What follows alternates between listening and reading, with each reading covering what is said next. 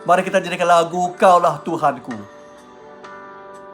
Kaulah Tuhanku, Kaulah Rajaku, Kau yang termulia di bumi dan di syurga. Kaulah Tuhanku, Kaulah Rajaku, Kau yang termulia di bumi dan di syurga. Ku sembah Kau Tuhan, ku sembah Kau Tuhan, ku puji, ku muliakan nama-Mu. Ku sembah Kau Tuhan, ku sembah Kau Tuhan, ku puji, ku muliakan nama-Mu. Mari kita bersatu dalam doa. Ya Allah Bapa kami yang di syurga, kami bersyukur Bapa kerana Engkaulah Rajaku, Engkaulah Tuhanku, Engkaulah yang termulia Bapa di bumi dan di syurga. Di mana-mana tempat ternyatalah terpancarlah kuasa-Mu Bapa. Kami bersyukur kerana kami berpeluang dicari-carikan oleh-Mu dan ditentukan oleh-Mu untuk menjadi anak-Mu yang mulia Bapa. Kami bersyukur Engkau memberikan anugerah dan kasih yang begitu besar, begitu luar biasa kepada kami, sehinggalah hidup kami ini penuh bermakna, penuh berkelimpahan Bapa. Kami bersyukur Bapa, kalau bukan Engkau, hidup kami akan menjadi sia-sia. Oh Bapa, terima kasih segala kebaikan yang Engkau lakukan di atas kami. Dan biarkanlah pagi ini sekali lagi kami merenung firman-Mu Bapa. Sekali lagi kami mencari kebenaran di dalam-Mu Bapa. Sekali lagi kami mendapat dorongan dan juga kekuatan daripada firman Engkau sendiri Bapa. Terima kasih Bapa, berfirmanlah kepada kami. Dalam nama Yesus Kristus yang Maha Berkuasa kami berdoa. Amin. Ya saudara dan saudari, mari kita merenung daripada Mazmur 78 ayat 1 hingga 8. Saja Asaf, dengarlah ajaranku, hai umatku, dan perhatikanlah kata-kataku. Aku akan menggunakan kata-kata hikmat dan menjelaskan rahsia zaman dahulu. Perkara yang telah kita dengar dan ketahui, yang telah diberitahu oleh nenek moyang kita. Kita tidak akan merahsiakannya daripada anak-anak kita. Kita akan memberitahu keturunan yang akan datang tentang kuasa Tuhan dan tindakannya yang hebat, serta perbuatan ajaib yang telah dilakukannya. Dia memberikan hukum kepada umatnya Israel dan perintah kepada keturunan Yakub. Dia memberikan amanah kepada nenek moyang kita supaya mengajarkan hukumnya kepada anak-anak mereka, supaya keturunan selanjutnya dapat mempelajarinya dan kemudian memberitahunya kepada anak-anak mereka. Dengan demikian, mereka juga akan berharap kepada Allah dan tidak melupakan perbuatannya, tetapi selalu taat kepada perintahnya. Mereka tidak akan menjadi seperti nenek moyang mereka, umat yang sentiasa memberontak dan tidak taat. Iman mereka tidak pernah kukuh dan mereka tidak setia kepada Allah. Nah saudara dan saudari, pagi ini Mazmur 78 menjadi satu pedoman, menjadi satu petunjuk yang sungguh baik, sungguh indah, yang begitu diperlukan oleh semua kita yang menjadi ibu bapa ataupun bakal menjadi ibu bapa. Nah saudara dan saudari, di sini saudara dan saudari mengingatkan kita, apakah yang harus kita tinggalkan, wariskan kepada anak-anak kita. Nah saudara dan saudari, kita boleh katakan sepanjang umur kita, ramai di antara kita hari-hari berjuang. Adakah kita tanya diri kita, kenapa kita begitu susah payah? Kenapa kita begitu susah payah mencari rezeki? Mengapa kita begitu susah payah simpan duit untuk membeli ini, membeli itu? Nah saudara dan saudari, boleh saya dikatakan majority ataupun hampir kesemuanya kita lakukan itu hanya untuk anak-anak kita, untuk menjamin masa depan anak-anak kita. Betulkah saudara dan saudari? Ramai di antara kita, mungkin kita akan sediakan rumah untuk anak-anak kita, sediakan kereta untuk anak-anak kita, sediakan duit untuk anak-anak kita. Ataupun ada di antara kita Kita mengajar kungfu, bagaimana sabun manuk itu kepada anak-anak kita, bagaimana menjudi itu, bagaimana main daun. Ada pula di antara kita mengajar anak kita bagaimana hisap, bagaimana ngirup dan sebagainya. Itu yang kita rasa bangga selama ini. Dan saudara-saudara, adakah boleh saya katakan semua ini, duit lah, rumah lah, kungfu, berjudilah, ataupun cara ngirup, cara hisap, semua ini tidak dapat menjamin masa depan anak-anak kita. Ya, saudara dan saudari, hidup mereka tidak dapat terjamin hanya dengan barang-barang yang kita sediakan untuk mereka ini. Tak dapat, saudara dan saudari. Jadi apa yang kita boleh sediakan untuk anak-anak kita? Mari kita tengok ayat yang keempat. Dia kata, kita tidak akan merahsiakannya daripada anak-anak kita.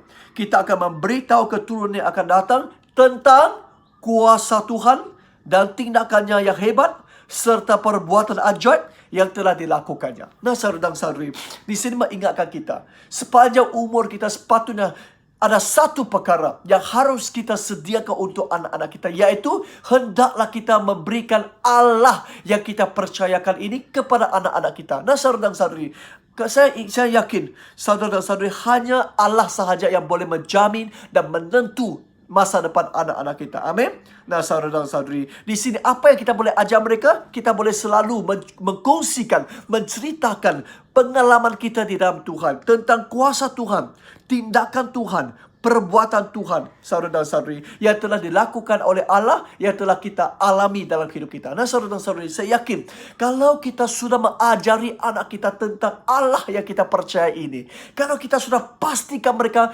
beriman teguh di dalam Tuhan, saya yakin walaupun kita mati, kita pun boleh pergi dengan tenang, pergi dengan hati yang senang. Betulkah, saudara dan saudari? Kerana kita tidak berhati lagi, kerana kita tahu mereka sudah percayai Tuhan dengan begitu teguhnya, dan tak kira di mana jua mereka berada, tak kira apa keadaan jua yang mereka hadapi, mereka tetap pegang teguh terhadap Allah yang kita percaya ini. Sudah sekian lama kita mengalami Allah ini, dan kita pasti Allah ini adalah Allah yang terbaik, hadiah yang terbaik adalah warisan yang terbaik, dan kita berikan kepada anak-anak kita. Kita yakin bila mereka sudah mendapat anak, mereka sudah mendapat Allah, mereka boleh berjaya dalam segala sesuatu. Amin.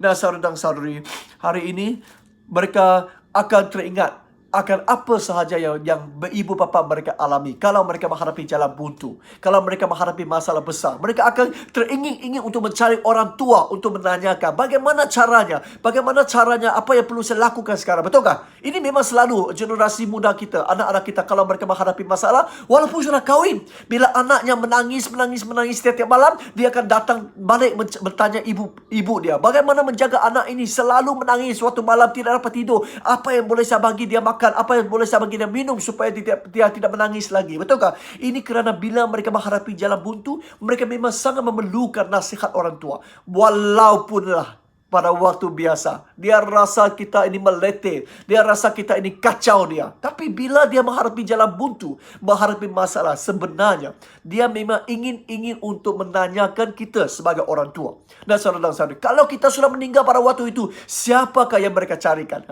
Kalau kita sudah serahkan Allah kepada mereka, kita tidak perlu risau. Bila mereka ada masalah, bila mereka jalan buntu, mereka boleh tanya-tanya kepada Allah yang kita percaya ini. Kerana selama hidup ini juga Allah yang sama yang memimpin kita.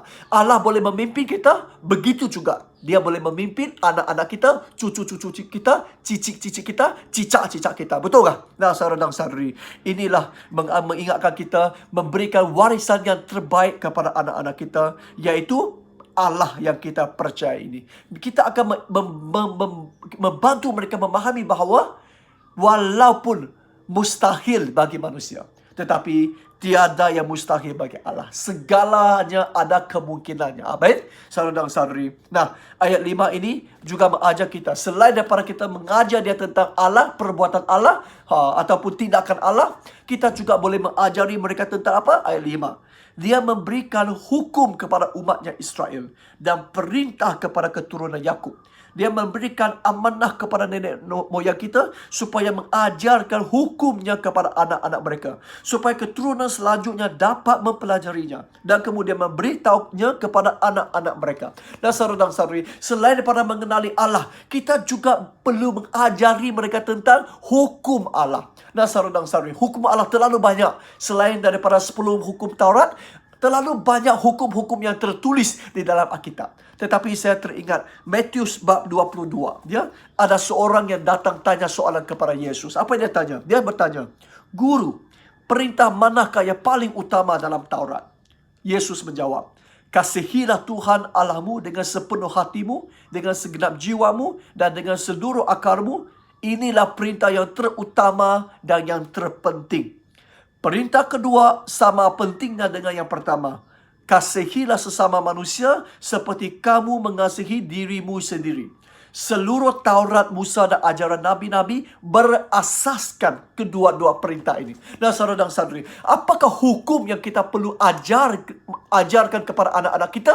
Dua hukum yang terutama, yang sama penting. Yang pertama, kasihilah Tuhan. Yang kedua, kasihilah sesama. Nah, saudara dan saudari, kalau kita betul-betul mengajarkan anak kita supaya mengasihi Allah dan mengasihi sesama, saya yakin tak kira di mana jua kita berada, walaupun kita sudah mati pada suatu hari nanti, kita tidak perlu risau kerana kita yakin dalam apa jua yang mereka hadapi, mereka akan mengasihi Allah. Dan kita yakin tak kira ke mana jua mereka pergi, Semenanjung kah, pergi Sabah kah, pergi Sibu kah, pergi Kuching kah, pergi Miri kah, pergi mana-mana tempat, mereka tidak akan menghadapi masalah besar kerana mereka tahu mengasihi sesama. Mereka tahu mengasihi dengan orang yang bergaul dengan mereka. Nah, saudara dan saudari, mengasihi Allah dan mengasihi sesama adalah dua hukum yang paling penting. Sebenarnya kasih merupakan satu keseluruhan hukum. Nah, saudara dan saudari, hari ini hendaklah kita mengajar anak-anak kita dan turun-temurun kita untuk mengasihi Allah, untuk mengasihi sesama. Mengajarkan mereka tentang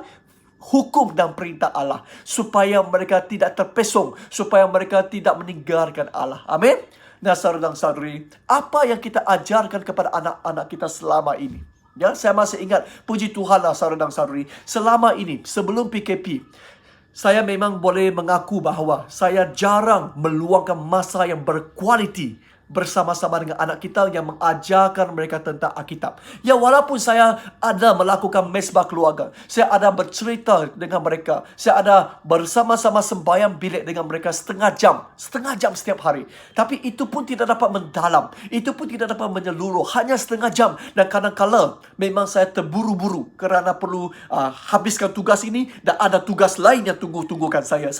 Setengah jam itu sangat ketat ataupun sangat berkekurangan, sangat terhad saudara dan saudari, dan 30 minit sahaja. Tidak dapat buat yang banyak selebihnya itu. Dan selain daripada 30 minit itu, tidak ada masa lain untuk saya ajari firman Tuhan kepada mereka. Dan saudara dan saudari, puji Tuhan, sepanjang PKP ini, saya setiap hari di rumah. Mereka pun setiap hari di rumah. Walaupun saya pernah kongsikan, wah, you terlalu bising.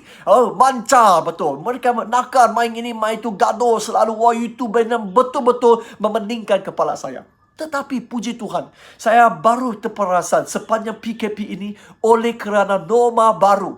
Kami tidak keluar, memang di rumah. Dan saya ada banyak peluang bergaul dengan mereka. Dan anak-anak saya ini semakin pandai bertanya soalan. Nah, saudara dan saudari, baru semalam Ezekiel itu, anak kedua itu yang baru berusia 5 tahun. Wow, bila saya mengajari firman Tuhan dengannya, banyak cerita, banyak soalan yang dia tanya kepada saya. Kerana masih ingat saya kongsikan saya pergi mengusir roh jahat. Sepanjang seminggu ini asyik-asyik dia fikir tentang setan, asyik-asyik dia fikir tentang roh jahat. Baru 5 tahun dia tanya banyak soalan. Dia kata, "Oh, bapa, kalau roh jahat datang, kalau itu setan datang, macam mana saya leh?" Saya kata, "Dalam nama Yesus, halau dia. Perintahkan dia keluar daripada kamu." Dia kata, "Saya ada sebut, tapi adakah Tuhan bersama dengan saya?" Dia kata, "Tuhan ada power kah?" Ada. Dia kata, "Power Tuhan lebih kuat ataupun iblis punya power lebih kuat?" Memang Tuhan lebih kuat. Dia kata, "Di mana Tuhan?" Saya kata, "Tuhan ada di dalam hati kamu, bahkan macam mana Tuhan boleh ada di dalam hati saya ni?" Saya kata, "Bila kamu kata saya percaya kamu, saya terima kamu sebagai juru selamat, dia sudah masuk ke dalam hidup kamu dan ada di dalam hati kamu." Dan dia pun tanya, Yesus hanya satu satu orang kan? Bagaimana satu orang boleh diam di dalam hati setiap orang? Kita ini ramai, tapi dia ada seorang. Bagaimana dia seorang boleh tinggal di dalam setiap kita? Oh, saya pun jelaskan kepada dia, Yesus bukan manusia. Yesus adalah roh. Dia tidak ada limitasi. Dia tidak ada had ruang. Dia boleh tinggal di mana-mana tempat. Oh, banyak lagi soalan dia tanya-tanyakan. Oh, saudara dan saudari, saya dan isteri asyik-asyik ketawa saja. Kerana saya tidak pernah terfikir bahawa anak kecil dia berusia 5 tahun itu boleh menanyakan banyak soalan yang begitu mendalam. Dan saudara dan saudari, dan saya tidak terfikir saya boleh mengajarkan firman Tuhan dengan mereka, kepada mereka. Kerana saya selalu fikir mereka masih kecil. Oh, ini terlalu tentang Satan itu terlalu menakutkan, terlalu mendalam. Tapi saudara dan saudari, mereka sendiri pula yang menanyakan soalan, sehingga saya ada peluang untuk mengajarkan firman Tuhan kepada mereka. Amin. Nah, saudara dan saudari, hari ini saya bersyukur kerana ada PKP. Saya yakin selepas PKP, Tuhan juga mengingatkan saya melalui firman Tuhan pada pagi ini. Iaitu, selepas PKP, teruskan amalan baik ini untuk mengajarkan anak kita secara berkualiti tentang firman Allah. Tentang Allah dan tentang hukum Allah. Supaya seumur hidup saya tidak sia-sia. Nah, saudara dan saudari, hari ini saya juga menggalakkan saudara dan saudari bersama-sama dengan saya. Sejak mula daripada anak kamu, waktu mereka masih kecil lagi, saudara dan saudari. Jangan tunggu. Hari ini masih sempat. Tiada yang terlambat asal kita lakukannya. Saudara dan saudari, setiap pagi bila mereka bangun, kita berdoa bersama dengan mereka supaya memulai hidup yang baru, hari yang baru dengan penyertaan Allah. Dan setiap malam sebelum tidur, kita sembahyang bilik bersama dengan mereka. 30 minit pun boleh. Saudara dan saudari, kita boleh menyanyi lagu, membaca Alkitab, dan kita boleh mengkongsikan firman Tuhan, mengkongsikan kuasa Tuhan, mengkongsikan tindakan Tuhan, mengkongsikan perbuatan ajaib Tuhan. Bagaimana kita mengalami Tuhan dan mereka akan ingat sampai mereka tua dan sampai mereka mati. Nah, saudara dan saudari, mereka mampu mengubahkan generasi yang akan datang dengan ada asas yang kita berikan kepada mereka, iaitu memperkenalkan Allah kepada mereka, memperkenalkan hukum Allah kepada mereka. Nah, saudara dan saudari, saya betul-betul berharap kita tidak akan kecewa. Kita tidak akan putus asa. Kita tidak akan sedih bila kita hampir meninggal dunia, hampir mati. Waktu kita mau mati, bila kita nampak anak-anak kita semua celaka dan derhaka, saya rasa kita mungkin akan sia-sia saja hidup saya, seumur hidup saya berjuang. Tengok ini hasil saya, menghasilkan anak-anak yang celaka dan derhaka. Jangan, saudara dan saudari. Duit itu penting, tapi bukan yang paling penting, saudara dan saudari. Yang paling penting adalah Allah dan hukum Allah ada di dalam hati mereka setiap hari dan sepanjang hidup mereka. Nah, saudara dan saudari, mulailah dari hari ini kita selalu bergaul dan selalu menceritakan Allah dan perintah Allah dengan anak-anak kita. Ya, amin. Mari kita berdoa. Ya Bapa, kami serahkan setiap ibu bapa dan bakal ibu bapa dalam tangan Tuhan. Engkaulah menjadi kekuatan kami. Engkaulah yang mengingatkan kami setiap hari supaya kami mengajarkan anak-anak kami dengan menggunakan firman Tuhan. Supaya mereka kenal Allah dan mengenali hukum Allah. Biarkanlah sepanjang hidup mereka tidak terpresung daripada kebenaran. Biarkanlah mereka juga berbahagia dan bersukacita seumur hidup mereka. Bapa, kami bertaubat kerana selama ini kami tidak melakukan tanggungjawab ini dengan baik. Tapi mulai hari ini, firman Tuhan menginsafkan kami, menaubatkan kami, supaya kami mula melakukan mesbah keluarga. Memimpin anak-anak kami setiap hari sembahyang bilik sekurang-kurangnya 30 minit di depan Tuhan Bapa. Supaya anak kami diajari tentang firman Allah, tentang hukum Allah dari kecil lagi Bapa. Terima kasih Bapa. Bantulah kami, kuatkanlah kami, dan biarkanlah kami boleh menjadikan kehendak Tuhan di dalam keluarga kami seperti di syurga. Dalam nama Yesus Kristus yang Maha Berkuasa kami berdoa. Amin. Tuhan berkati. Jadilah ibu bapa yang bijak.